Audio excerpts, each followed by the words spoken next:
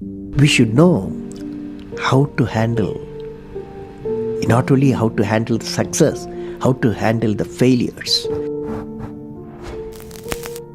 Particularly you are in the management environment, Wharton. I want the young people to understand how to manage the failure. Because any task you do, you have to come across problem. Problem should not become the captain of the individual or the project chief.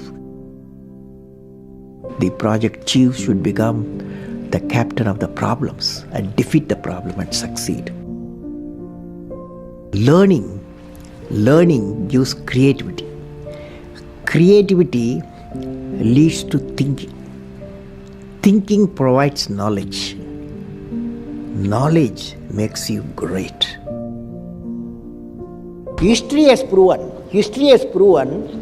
that those who dare to imagine the impossible are the ones who break all the human limitations. In every field of human endeavor, whether science, medicine, sports, arts or technology, the names of the people who imagined the impossible are engraved in our history.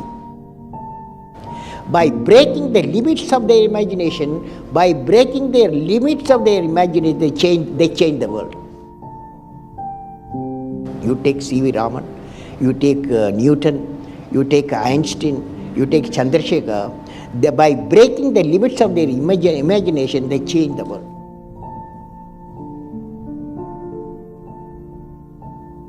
If you want to be discoverers, if you want to be innovators, I am going to give you what type of characteristic you must have. Invention and discoveries have emanated from creative minds that have been constantly working and imagining the outcome. The telephone, he was imagining the outcome in the mind. With imaging and constant effort, all the forces of the universe work for that inspired mind, thereby leading to invention discoveries.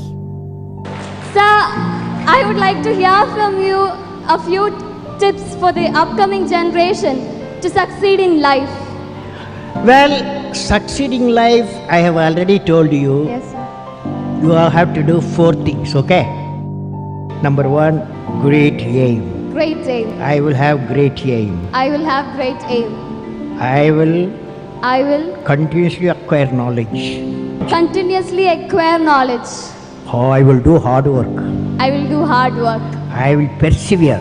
And succeed. Okay, that's the mantra. Thank you, sir. Thank you so much. You have many accomplishments. You've written books. You've served as president. You're an aerospace engineer. You've been a professor. But you say the title you like best is the title of teacher. Why is that? You know, I had a teacher when I was a young boy, 10 years boy, wartime, the Second World War going on. At that time, I used to see in my class, 5th class teacher, in science teacher, he entered the classroom and we used to see the radiation of knowledge from him. When he enters the classroom, my teacher, I see a radiation of purity of life. And the way he taught, my dream got shaped. What should be my way of life? He is the person, the teacher gave me the vision of my life when I was a young fellow.